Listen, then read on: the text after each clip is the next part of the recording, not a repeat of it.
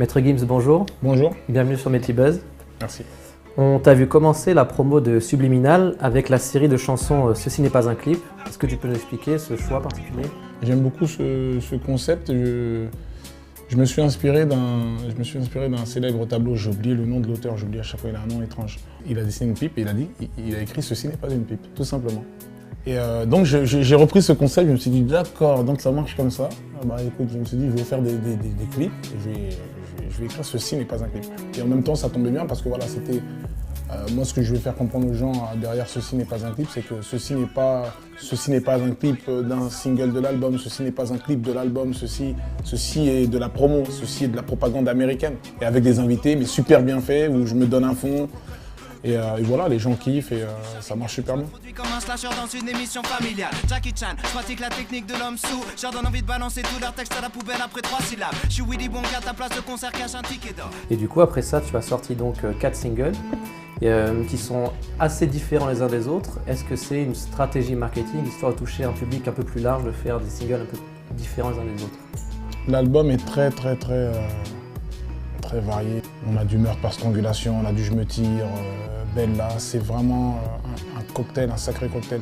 Donc moi j'ai voulu arriver avec un son comme Murder by Strangulation au début, pour vraiment, j'aime bien arriver avec les fondations, vraiment avec le rap, avec les gens de base et tout. Je voulais pas arriver avec Je me tire quoi, tout de suite.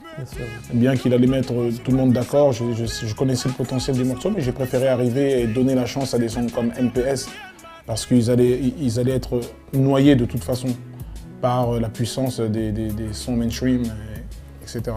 Et du coup, si on regarde un peu plus loin, vous avez triomphé tous ensemble avec Section d'Assaut. Désormais, vous allez tous sortir votre album solo. Est-ce que tu peux nous décrire un peu le plan marketing du Watibé dans les mois à venir, tout simplement? L'idée, c'est d'arriver derrière avec l'album de Black Mesrim en fin d'année, qui s'intitulera « Les yeux plus gros que le monde ».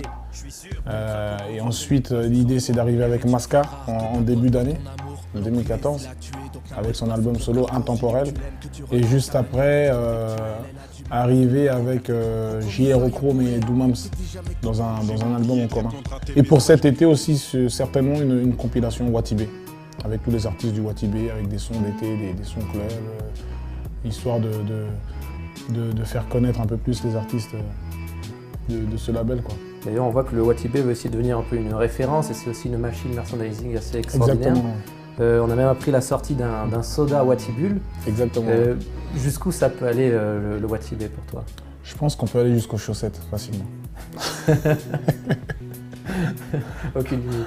Non, il n'y a pas de limite. Je dis ça comme ça, mais c'est possible. C'est possible que demain, il y ait des chaussettes Watibé ou des caleçons. Enfin, tu as dit vouloir vendre plus que Booba en première semaine. Ouais. Quel message tu cherchais à faire passer? Aujourd'hui, je me retrouve seul. Je ne suis pas avec la section d'assaut. Et les gens se disent quoi? On va voir ce que tu vaux solo. Et pour moi, Booba, c'est peut-être le plus grand dans sa catégorie aujourd'hui. Me mesurer à lui comme ça directement, c'est pas par manque de respect ou par prétention. C'est vraiment, c'est un honneur. Et je me dis que voilà, je peux enfin, j'arrive dans la cour des grands et j'aimerais vendre plus qu'un Booba la première semaine, quoi. Ok, c'était Maître Gims pour Multibuzz. Maître Gims.